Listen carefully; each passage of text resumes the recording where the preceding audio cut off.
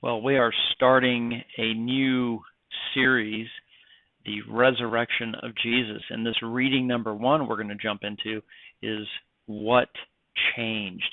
You are going to love this session because it presents an incredible mystery to unravel.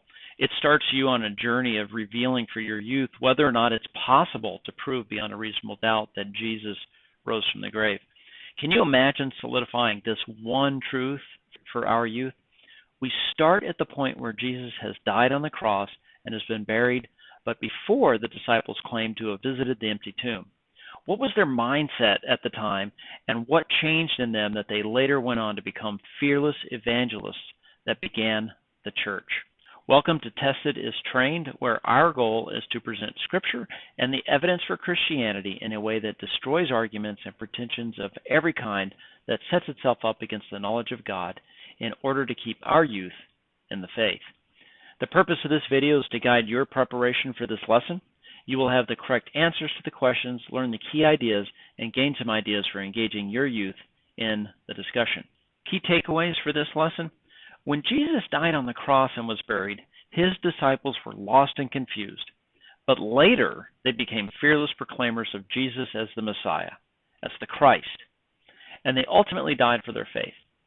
Emphasize the mystery, the massiveness of what must have changed between Jesus' burial and the beginning of the disciples' preaching. Make sure you cover the facts that are accepted by believers and non-believers alike. Key to setting up this entire lesson and this entire series is the fact that there are facts that are accepted, basic facts that are accepted by New Testament scholars, whether they are believers or not. So take a look at that, focus in on that for your students. Let's take a look at the questions now and get those answered. Question number one is, it makes the claim, miracles are possible.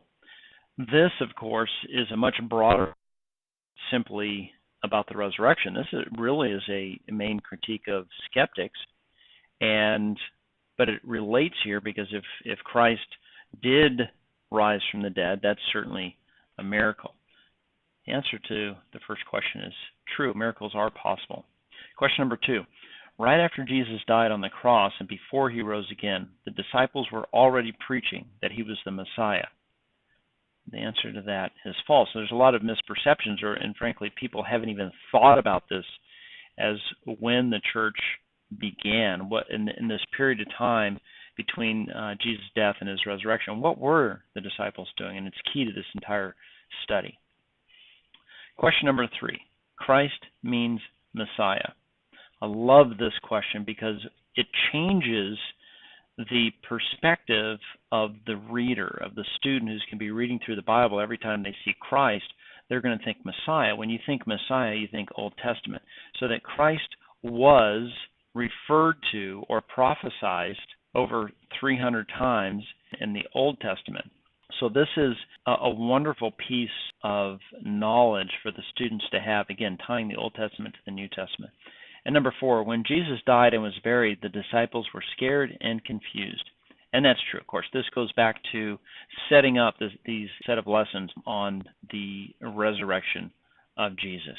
Some possible exercises and examples. This session gives you the opportunity to enter into some emotional dialogue. The disciples had a hope in Jesus as the Messiah, the one who was going to rescue them from their earthly struggles. But at Jesus' death, they were let down in a terrible way. They didn't know what they were going to do next. Ask your students to think about something that had great promise, but when they got it, it was a total disappointment. Something that they had saved and worked for and spent good money on. Think about how much of a letdown it was. Maybe it was a phone or an outfit, a vacation, you name it, anything. Discuss that kind of thing. Maybe it was a person that they put their trust in but were let down. Take that emotion and magnify it, and you'll get a glimpse of what the disciples were feeling on Friday night. So as a look ahead on this series, it is so important and so eye-opening that at the end of the series, I schedule a student-led presentation for a church leader or someone of prominence. Now, I don't assign the lessons to each student until after the entire series is done, but I do tell them about the presentation that they're going to do, and that way they certainly know that they need to pay attention throughout. And then, At the end, as I'm getting ready to set it up, I'm going to invite the parents of the kids and the pastor or staff to attend the presentation. Remember to use current events or relate things that are happening in your community or in the lives of your kids to make the lessons real. Ask a bunch of questions.